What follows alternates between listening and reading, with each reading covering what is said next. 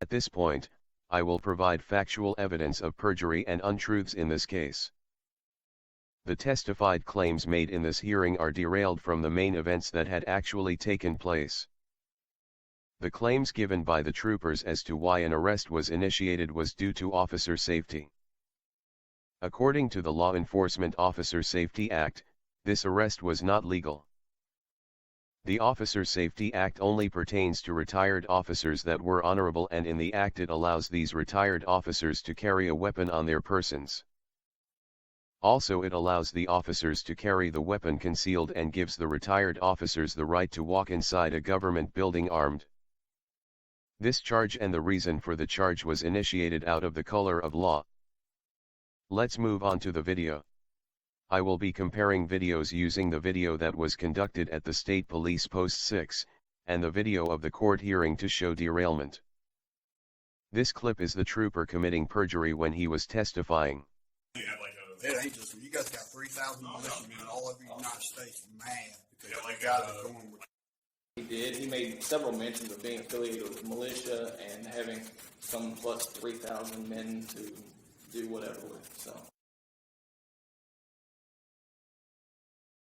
The next clip will show the trooper's testament to be out of line according to the video evidence.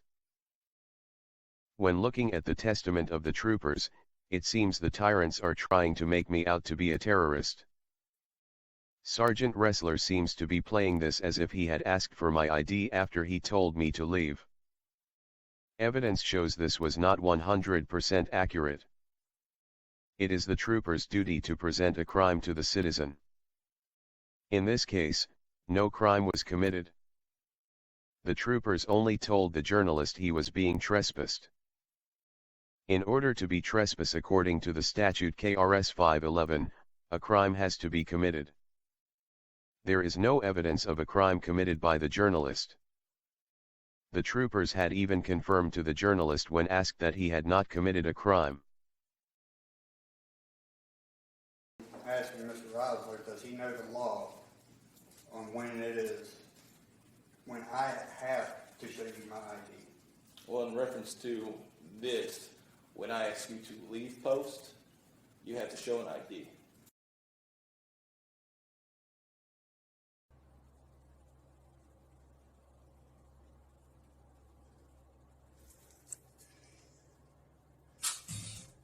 Hey, man. Reset. Are you okay? Yeah. Okay. Well, now you can just come into the building. That's why I want to make sure everything's all right. Yeah, we're fine. Okay. You got ID on you then, man, since you've now been inside of our building? You not being trained?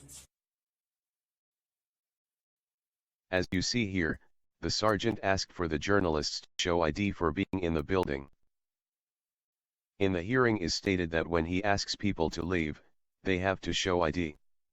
This is not true and this statement is false. If this is the case, the sergeant was trying to force the journalist to show ID by asking him to leave. He asked the journalist to leave because he legally refused to show his ID. When I ask you to leave post, you have to show an ID.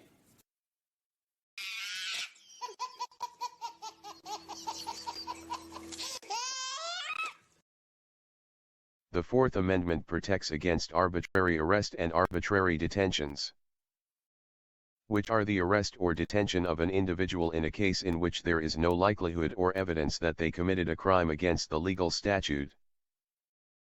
The Fourth Amendment states, "The right of the people to be secure in their persons, houses, papers, and effects, against unreasonable searches and seizures, shall not be violated, and no warrants shall issue. But upon probable cause, supported by oath or affirmation, and particularly describing the place to be searched, and the persons or things to be seized." This next clip will prove a statement from the sergeant is inadmissible. Though, throughout all this video, many claims are and can be proven inadmissible. The sergeant testified and made false statements in the hearing while under oath.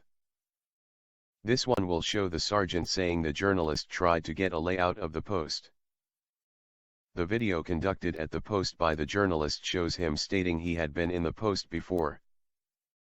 Also, The sergeant had admitted the public lobby is in fact not a restricted area to the public while in the hearing.